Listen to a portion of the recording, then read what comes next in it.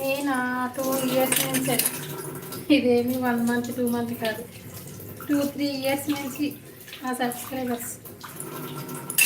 స్టార్టింగ్లో 40 సబ్స్క్రైబర్స్తో స్టార్ట్ చేశాను నేను. అలా 500 అయినప్పటికి నేను ఎంత హ్యాపీగా ఫీల్ అయ్యాను. తర్వాత 1000 అయింది, 1 ఇయర్కి 1000 అయింది.